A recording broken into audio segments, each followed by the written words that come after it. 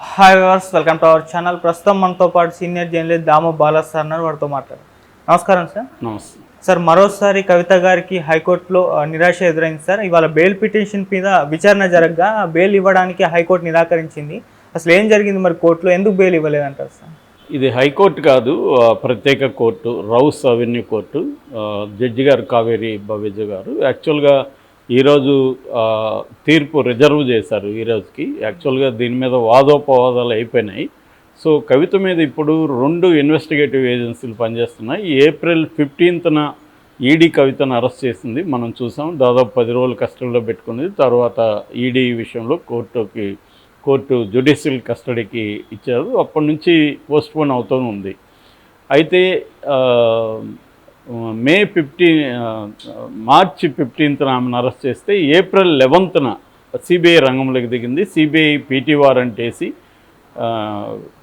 Prisoner in transit warrant అంటారు, PT warrant వేసి కవితను తాము అధీనంలో తీసుకొని 3 రోజులు కస్టడీలోకి తీసుకొని 3 రోజులు కవితను విచారించారు. సో ఆ కేసులో కూడా జ్యుడిషియల్ రిమాండ్కి పెట్టారు. సో ఈ 2 కేసులకు సంబంధించి 2 విడిగా బెయిల్ పిటిషన్లు కవిత తరపున అడ్వకేట్స్ రౌస్ అవెన్యూ కోర్టులో వేశారు. దాని మీద వాదనలు అంతా అయిపోయిన తర్వాత తీర్పు ఈరోజు రిజర్వ్ చేశారు 12 గంటలకు. సో తీర్పులో ఈమెకు రిజెక్ట్ చేస్తున్నాము అనేది చెప్పారు బెయిల్. సో ఇప్పుడు కవిత చాలా బాధపడుతున్నట్టుగా జైల్లో అర్థమైంది. ఎందుకంటే ఆమె ఇప్పుడు జైల్లో మనకు తెలిసిందే, జైల్లో ఎంత సౌకర్యాలు ఉంటాయనేది మనం అనేకసార్లు మాట్లాడుకున్నాం. పైగా ఈమె వేరే 2 మహిళా ఖైదీలతో కూడా ఉండాలి. చాలామంది అదే జైల్లో మహిళా ఖైదీలకు ఎయిడ్స్ లాంటి తీవ్రమైన జబ్బులు ఉన్నాయనేది కూడా మన వీడియోలో చెప్పుకున్నాం. రిపోర్ట్ కూడా వచ్చింది. సో అందువల్ల కవితకు జైల్లో అంత సేఫ్టీ కనబడలేదు. మామూలుగానే తిహార్ జైలు పేరుకి పెద్ద హై సెక్యూరిటీ జైలు, దేశంలోనే నెంబర్ 1 జైలు. కానీ అక్కడ లాస్ట్ టైము ఒక గ్యాంగ్స్టర్ని కూడా చంపేశారు, సో పబ్లిక్గానే. సో ఆ విషయంలో 80 మందికి పైన జైలు స్టాఫ్ని కూడా సస్పెండ్ చేసింది ప్రభుత్వం.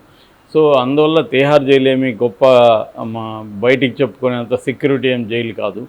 సో మహిళా ఖైదీలలో కూడా చాలా తీవ్రమైన నేరాలు చేసిన వాళ్ళు, లేడీ డాన్లు, రకరకాల ఖైదీలు అక్కడ ఉండే అవకాశం ఉంది. ఏదేమైనా జైల్లో ఆమెకి ఇబ్బందులే ఉంటాయి. సో రెండోది ఏంటంటే, ఆమె ఆల్రెడీ మధ్యంతర బెయిల్కి కూడా ట్రై చేసింది తన చిన్న కొడుకు ఎగ్జామ్స్ కోసం. రెండవది తను స్టార్ క్యాంపెయినర్ కాబట్టి తన అవసరం ఉందని అదొక యాంగిల్లో కూడా ట్రై చేసింది.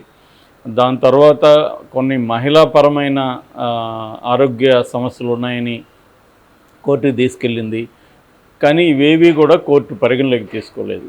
అట్లాగే ఇన్వెస్టిగేటివ్ ఏజెన్సీల మీద కూడా ఆమె అనేక ఆరోపణలు చేశారు. ఆ ఆరోపణలు కూడా మెయిన్గా ఏంటంటే, ఏ రకమైన కాంక్రీట్గా మెటీరియల్ ఎవిడెన్స్ కానీ డాక్యుమెంటల్ ఎవిడెన్స్ కానీ లేదు. ఓన్లీ అప్రూవర్లుగా మారిన వాళ్ళ స్టేట్మెంట్ల మీద ఆధారపడి నన్ను అరెస్ట్ చేశారు.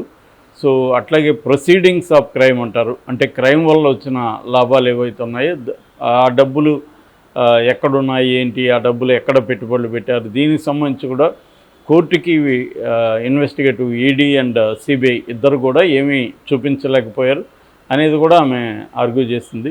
ఇది క్లియర్గా పొలిటికల్ మోటివేటెడ్ కేసు అని చెప్పింది. కానీ కావేరి భవేజ్ గారు కన్విన్స్ అయినట్టుగా మనకు కనబడలేదు. సో ఇప్పుడు కవిత తరపున అడ్వకేట్స్ ఏం ఆలోచిస్తున్నారంటే, హైకోర్టుకి వెళ్ళడానికి ఆలోచిస్తున్నారు బెయిల్. నాకు తెలిసి హైకోర్టులో కూడా ఈమెకి ఇప్పుడు రాదు. నేను ఆల్రెడీ చెప్పాను, PMLA prevention of money laundering act ఏదైతే ఉందో 2002, అది వెరీ వెరీ రిగరస్ యాక్ట్. అది చాలా కఠినతరమైన చట్టం.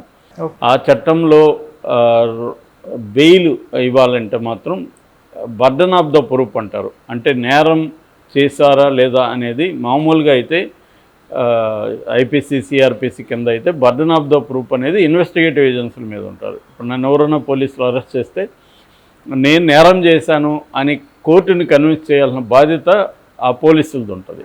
కానీ పిఎంఎల్ఏ చట్టం కింద నన్ను అరెస్ట్ చేస్తే నేను నేరం చేయలేదు అని ప్రూవ్ చేసుకోవాల్సిన బాధ్యత నా మీదే ఉంటుందన్నమాట. సో ఈ బర్డన్ ఆఫ్ ద ప్రూఫ్ అనేది అక్యూజ్డ్ మీద ఉంటుంది. సో కవిత ఇప్పుడు అక్కడ కోర్టులో నేను నేరం చేయలేదని ప్రూవ్ చేసుకోవాల్సిన అవసరం ఉంటుంది. అట్లాగే మామూలు బెయిల్ సంబంధించిన విచారణలో 15 నిమిషాల కంటే ఎక్కువ దాని మీద విచారణ జరపకండి అనేది సుప్రీంకోర్టు అనేకసార్లు ఇచ్చింది. అంటే ఒక మినీ ట్రయల్ లాగా చేయకండి అని. కానీ దీంట్లో మినీ ట్రయల్ లాగానే జరుగుతుంది. ఎందుకంటే పబ్లిక్ ప్రాసిక్యూటర్ ఎంతసేపు మాట్లాడినా కూడా కోర్టు టైం ఇవ్వాల్సి ఉంటుంది. అది సెక్షన్ 45 ఆఫ్ పిఎంఎల్ఏ కింద పబ్లిక్ ప్రాసిక్యూటర్కు ఉండే హక్కు. ట్విన్ కండిషన్స్ అంటారు. రెండవ కండిషన్ ఏంటంటే ఈ ముద్దాయి నేరం చేయలేదని కోర్టు నమ్మితేనే బెయిల్ ఇవ్వాలి, కోర్టు నమ్మాలి. అట్లాగే ముద్దాయికి బయటికి బెయిల్ ఇచ్చి బయటకు వదిలితే మళ్ళీ పోయి నేరం చేయరని కూడా కోర్టు నమ్మాలి. సో ఈ ప్రాబ్లమ్స్ ఉన్నాయన్నమాట బెయిల్. అందుకనే ఇప్పటికీ మనకి మనీష్ సిసోడియాకి బెయిల్ రాలేదు, తర్వాత జెట్ ఎయిర్వేస్ ఫౌండర్కి బెయిల్ రాలేదు. ఆయనైతే క్యాన్సరు, నా భార్య కొన్ని రోజుల్లో చనిపోతుంది, కనీసం నేను నా భార్యతో గడపడానికి నాకు బెయిల్ ఇవ్వండి, మధ్యంతర బెయిల్ ఇవ్వండి అని అడుక్కుంటున్నా కూడా ఆయనకి కూడా బెయిల్ ఇవ్వలేదు. ఆయన కన్నీళ్లు పెట్టుకొని నేను బతికి వేస్ట్, నేను చనిపోతానని కూడా అన్నాడు, అయినా కూడా బెయిల్ ఇవ్వలేదు. సో అంత రిగరస్ యాక్ట్ ఇది. అందుకని కవితకి నేను చాలాసార్లు చెప్పాను కవితకి బెయిల్ వచ్చే అవకాశం లేదని. ఒకవేళ సుప్రీంకోర్టులో కేజ్రీవాల్కి ఏమన్నా బెయిల్ వస్తే అది కూడా మధ్యంతరం ఇచ్చే అవకాశం ఉంది. ఎందుకంటే ఎన్నికల కోసం ఆయన్ను 2-3 రోజులైనా ఎన్నికల్లోకి ప్రచారం చేసుకోవడానికి అనుమతి కోసం మధ్యంతర బెయిల్ ఇచ్చే అవకాశం ఉంది సుప్రీంకోర్టు. అది కూడా గ్యారంటీ చెప్పలేం. ఎందుకంటే దాన్ని కూడా డైవర్ట్ చేయడానికి ఈడీ ఏదో ఒక టైం అడిగినా చాలు కదా, ఎన్నికలు అయిపోతాయి. సో అది ప్రాబ్లం. ఇక్కడ కేసీఆర్ కూడా ఇదే అసలు పెట్టుకున్నాడు. కవితకి ఈరోజు కానీ బెయిల్ వచ్చుంటే ఆమెను హుటాహుటిన తీసుకొని వచ్చి తనని స్టార్ క్యాంపెయినర్గా ఇక్కడ ప్రయోగిద్దాము, బీజేపీ ప్రభుత్వం ఎలా తనను వేధించిందో జనాలకు చెప్పడం కొంత సింపతి వస్తుందని కేసీఆర్ కూడా అనుకున్నారు.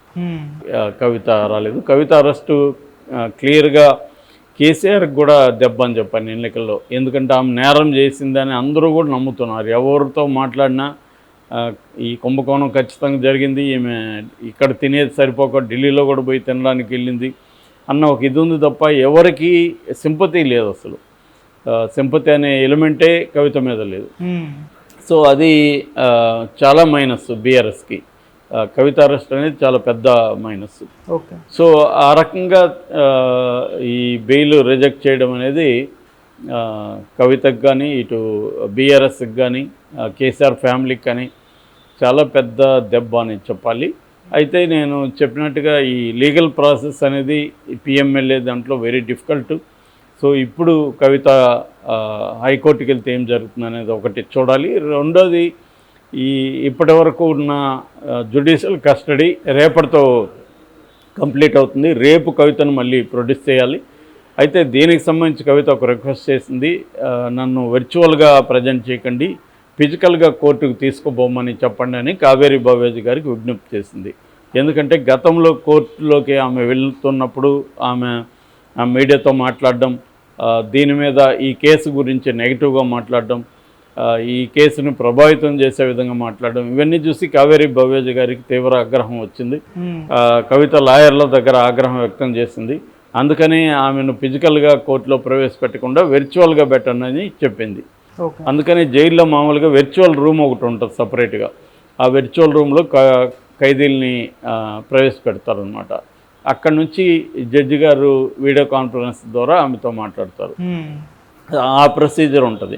అయితే కవితకి ఏంటంటే జైల్లోనే ఉండడం అనేది ఒక పెద్ద నరకంలాగా అయిపోతుంది. కనీసం వాయిదా కోసం ఉన్న బయటకు వచ్చినప్పుడు కొంత తన మనుషులు కలిసే అవకాశం ఉంది, కొంత వాళ్ళని చూడడం వల్ల ఒక హ్యాపీ ఫీల్ వస్తుంది.